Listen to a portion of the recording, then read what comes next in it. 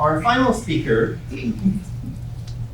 today is Honors Program Junior Thomas Kennedy, majoring in medical anthropology and minoring in biology and Spanish. And Thomas's talk is entitled Making Meaningful Difference. Thomas.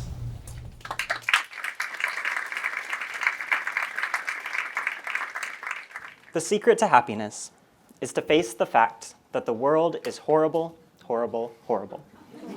Bertrand Russell. And looking at the news, I assume we can agree that there are horrible situations going on in our world.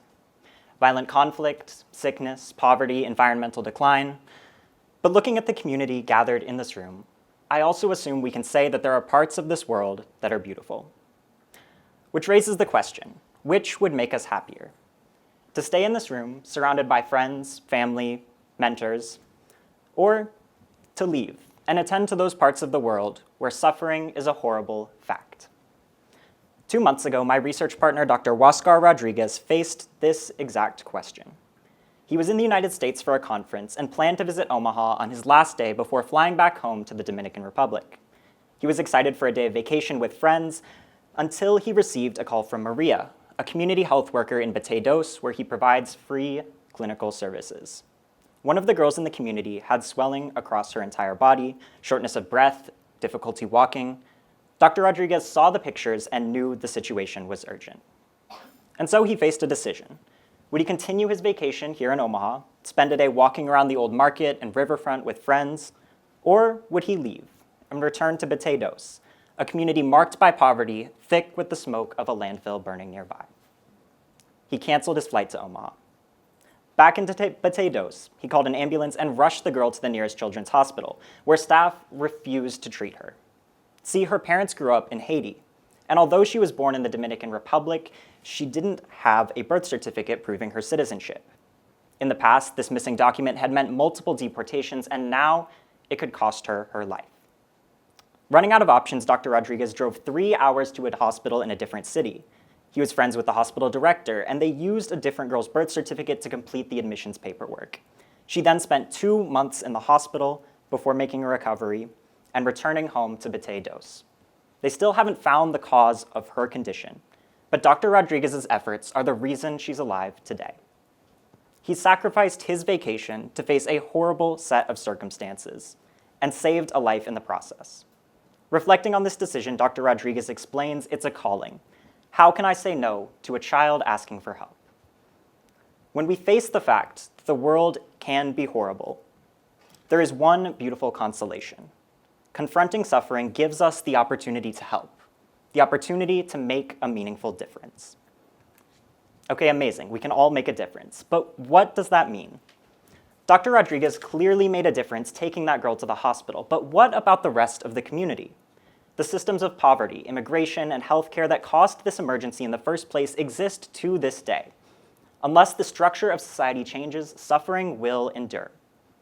So to make a meaningful difference involves both acts of service to alleviate the immediate suffering in the world, but also acts of justice to reshape the very systems that cause it. That's a big responsibility. In a world where news of every horrific event sits in our pockets, it's overwhelming to even find a place to start. So for the sake of this talk, take a moment and think of just one issue. One area of the world where you see suffering, one area of the world where you wish something could change. And once you have it, take out your phone, open your Notes app, and just write a sentence or two to remind yourself of it. I'll give you guys a minute. Now that you have an issue you care about, ask yourself what's something you can do to start making a meaningful difference. But because this is the honors program and I know you like a challenge, I'd like you to go one step further beyond individual acts of service. What can you do to make a lasting change in the systems that cause the issue you wrote down? Even better, what can you do to make a lasting difference in the next week? Show of hands, is anyone confident they could do it? If you're stuck, I completely understand. Our brains are great at empathy when the need is sitting right in front of us. If a sick child asks us for help, we cancel vacations, change flights, and do whatever it takes to help. But when we start thinking about systems affecting hundreds, thousands, millions of people, the sheer scale of the issue means it's easier to simply disengage. We start making excuses. For example, We might think that you don't have the power to change unjust systems. If I'm a college student, how could I possibly make a difference for global institutions? Or you might think that social structures are simply too entrenched to change. How could anyone make a difference in climate policy in just a week? Which finally leads us to think that maybe our current actions are doing enough. If I volunteer this many hours or donate this much money, then I'm already making a difference. But we have to be careful. Acts of service like volunteering and donations are certainly important, and they do make a difference. But they will never be enough to replace a plan for justice. We can look to the experience of Mandy Chapman Semple for a cautionary tale. Mandy began working on Houston's homelessness response systems in 2012, and at the time, the system was growing in size but not in success. Despite more shelter beds, more outreach, and more services, the number of people exiting homelessness was stagnant. Even worse, the number of people experiencing unsheltered homelessness continued to rise, reaching up to 4,500 people on the street each night. The most frustrating part for Mandy was, quote, "It wasn't because people weren't doing good, righteous, helpful things for other human beings. The system did work to catch people who fell into homelessness, offered temporary shelter and food services. But it failed in that people weren't able to exit homelessness once they fell into it." And so Mandy helped redesign the system. She created an emergency housing program that focused on getting people into stable, permanent housing first and foremost above everything else. Other services came later, although they were certainly important. Mandy found the root cause of the issue, changed the broken system, and it worked. Over 4 years, there was a 60% reduction in homelessness for Houston. Mandy has helped implement similar systems in other cities and speaks nationally on the issue. Her story provides a great illustration of why service is not enough on its own. However, my favorite part is that Mandy never meant to pursue a career in homelessness response. She graduated with a degree in microbiology from Kansas State University without any background in social work, public policy, or systems design. So how did she do it? It started simply with a part-time job at a local shelter. She could work on homework, meet residents, and make a little money while staying in school, a dream job for a college student. But her time at the shelter exposed her to the cycle of homelessness and the horrible nature of the broken system. In that horrible situation, she could choose to believe, through my job, I'm making a meaningful difference, I'm doing everything I can. But she didn't.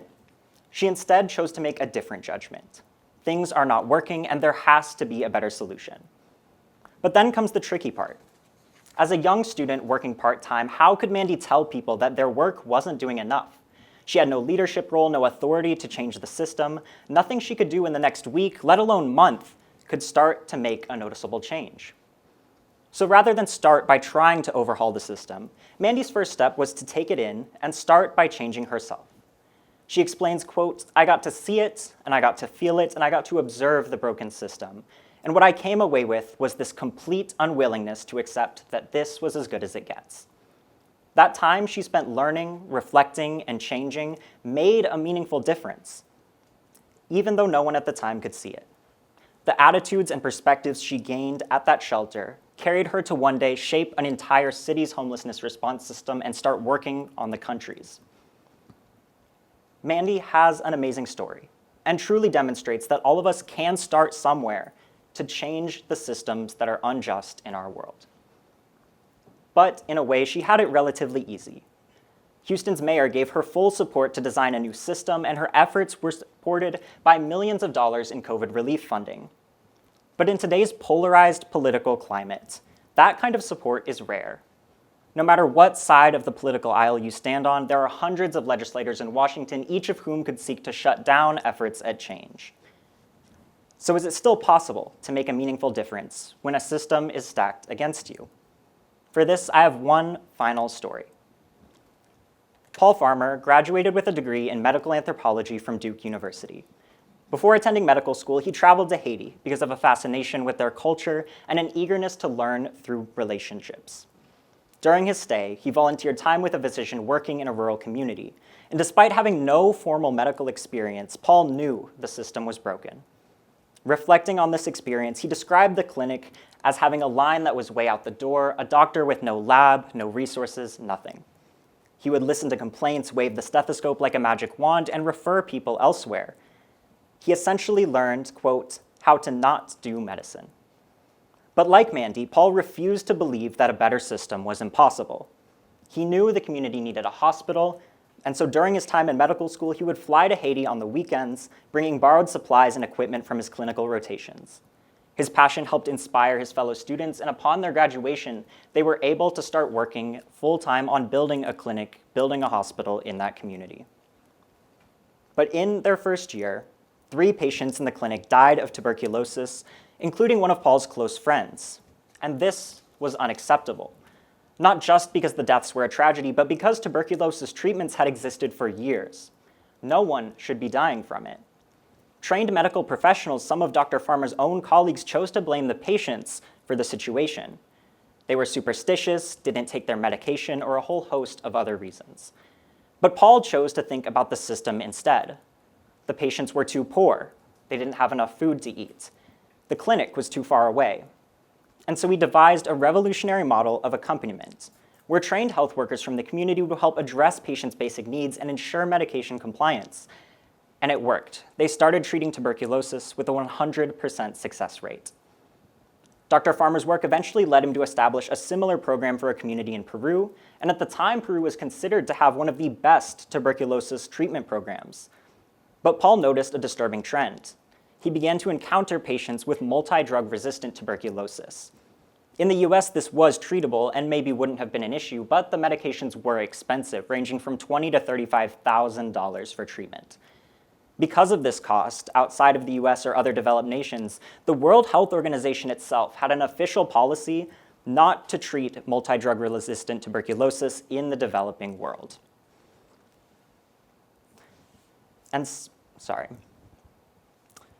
Some physicians in Dr. Farmer's community that he was working with even threatened to kick him out of the country if he started treatment on a single patient. And Dr. Farmer refused to back down. He started using his revolutionary accompaniment model to treat multi-drug resistant tuberculosis in the community, setting up a small clinical study to show that it was possible. Using the community health workers, they achieved an 85% success rate for this community, something that no one thought was possible in the developing world. So he took his results to the World Health Organization and was essentially laughed off the stage. Because despite the proof that it was possible to create change to make a meaningful difference for these communities, Dr. Farmer was still rejected because it was too expensive. The World Health Organization still believed that treatment cost too much money to justify the lives being saved. And yet again, he refused to back down.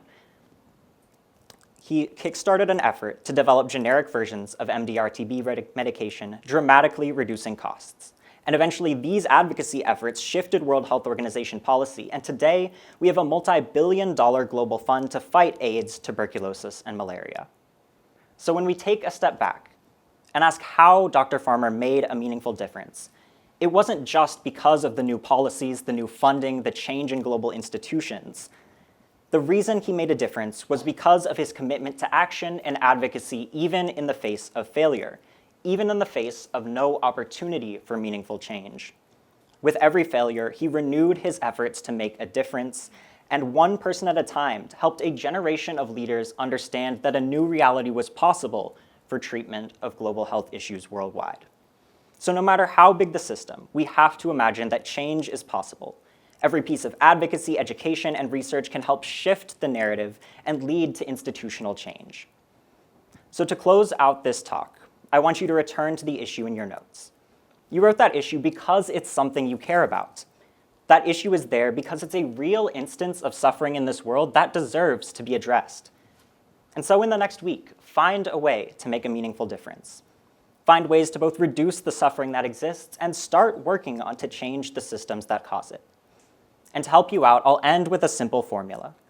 See, judge, act. Begin by making an effort to see the suffering present in the world.